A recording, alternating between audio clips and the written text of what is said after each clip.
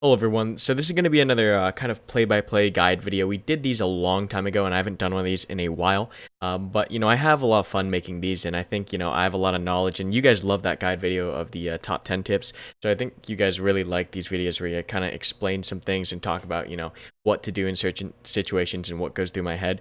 So today we're going to be looking at a pretty short clip. It's about 2 to 3 minutes, and it's a BTR versus Stryker clip. I'm going to be driving the BTR, as you can see right here, and then I have Cloud Void, one of our ops guys, in the gun. We don't really play too often, like Cloud Void myself, in the vehicle, so you can kind of see the newer mechanics, and I'll go through kind of what you should be thinking and doing as a driver and a gunner, and what you should be looking for, how you should make certain decisions, and so we'll jump straight into it. Alright, so we're on Narva, and Narva is a very dense map with buildings and windows, so it's really hard to survive long because you have a lot of laws and RPGs in the windows, and it's very hard to keep track of them. So immediately on the bridge, there's two things that are going through my mind right here. Number one is I see this Stryker right here, right? What I noticed first off, right off the bat, about the scenario is the Stryker, the crow's turret is not actually facing us. You can kind of see it angled to the right of us. It's shooting at that courtyard over here. It's shooting in that direction. So he's looking over here, and you can see that because the turret's angled. And you have to play a lot to know exactly what the turret looks like when it's looking at you. But just at first glance, I can tell that it's not aimed at us. So I know we kind of have some time to deal with this. And naturally, when a Stryker and a BTR go head to head, unless the BTR has a 30mm cannon on top of it, ours doesn't. We're using the 14.5mm cannon on this BTR. We'll lose this fight. If we go head to head with the Stryker, the 14.5 will not kill the Stryker before their 50 cal kills us. So I instantly know that if we go head to head with this Stryker and we start shooting at each other at the same time, we lose this fight. Second thing I notice is that we're on the main bridge here on Narva. This main bridge, as you can see, it's incredibly open. You got windows everywhere. People with lats can hit you. So this is I don't want to be on this bridge longer than I really want to. And so instantly I make this decision in my head. Number one, he's not looking at us, so we can get a few free shots on, which is what you'll see here in a second. I tell the gunner to shoot. Second thing I halt the vehicle. I don't push the vehicle because there's no cover past this line. I don't want to get caught in a fight with the Stryker because once again, as I said, if we go head to head with the Stryker, we're going to lose. So I stop the vehicle because as soon as I get further and further on this bridge, we're past the point of no return and we're pretty much stuck on the bridge. So I immediately stop the vehicle and I start to reverse.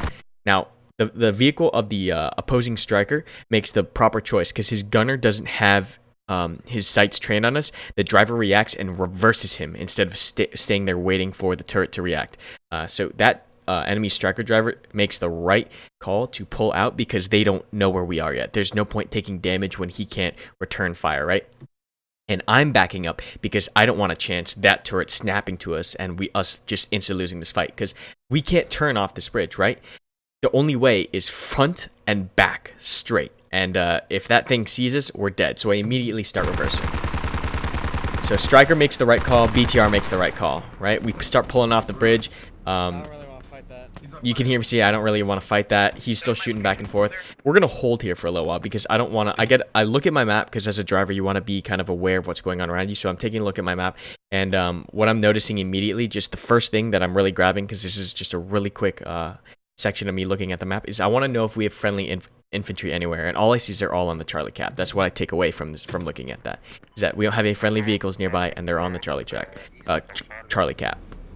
So I'm waiting here, and once again I'm very cautious. I stop again, right? So I see the Stryker moving this way now, moving left to right. Once again, you see me halt the BTR because if I push the BTR too far into the bridge, we don't have enough time to get off and he's going to blow us up, right? So I immediately stop the vehicle.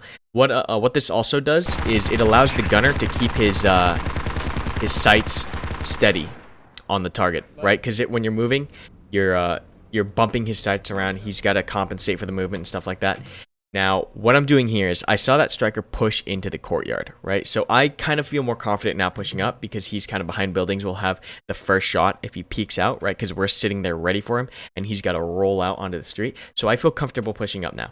Now, the one thing on this bridge that I spot is this wreck. Now, you can use wrecks as vehicle cover. As a vehicle driver, you're constantly looking for objects, either walls, buildings, other wrecks, other vehicles, rocks, trees, anything to protect your vehicle as much as possible. And the closer I get to this wreck, the more cover we have to the front of the vehicle. If that Stryker pops back out across right to left, this wreck will give us some form of cover, and we might be able to win a head-to-head engagement. So I start heading straight to this wreck. You can see me head straight to this wreck, and I stop. Now, as a driver, you have to be very conscious of your surroundings, so I'm not tunnel vision right here. I see a second Stryker off in the courtyard on the right.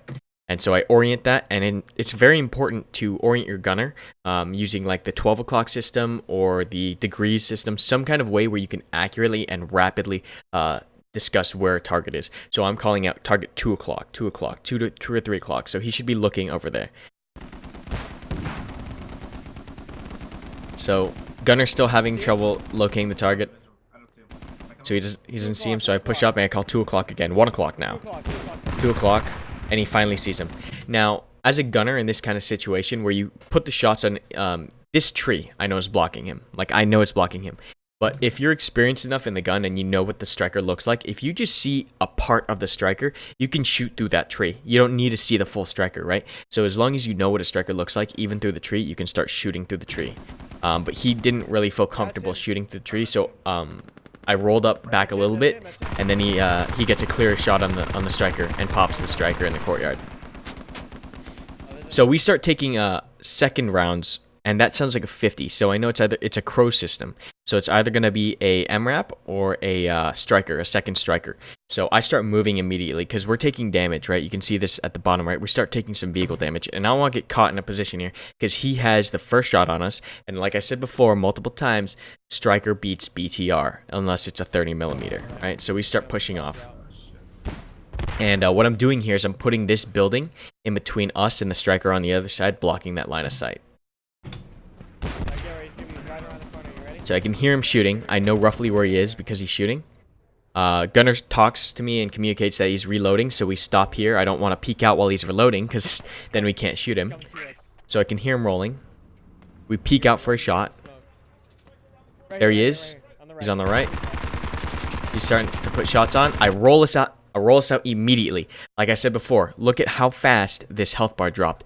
The Stryker will beat the BTR. Even if we get a little bit of a headshot, if he returns fire fast enough, we will lose that fight. So I immediately start backing some. You can see how fast at the bottom right we start losing health. So I don't even chance it. I pull that stuff right back as soon as he sees us. Right? Now here's the second thing. You have to be paying attention to the sounds. Now a couple of you might not have heard that, so we'll rewind it real fast. We have to catch him on a different angle. That noise, that's not a 50 cal. That's an NSV. So that's a friendly. I know that the friendly Russian vehicle is tagging the Stryker. Just of that one sound, that rapid firing MG. I know it's not the Browning on the Stryker that's firing. I know we have an NSV now shooting at it. Just from that one sound. And from that, I immediately know, just from the position of that sound as well, which was further than the Stryker over here, I know that the Stryker's going to be distracted, right? He's going to snap to the next threat, which is that NSV pounding him on his far right side. Hitting him in the ass. We can hit him now. So I pull up the map to confirm this, and I look, and there is an MTLB NSV shooting down the road on the Stryker, which is right here. So I immediately know, like, if that Stryker has any brains, he's going to snap to that MTLB, right? Because that's the next threat. We pulled off, that NSV pushed forward, grabbed the threat, and now we're going to push out while he's distracted and tag him in the back. So I call that out to the gunner.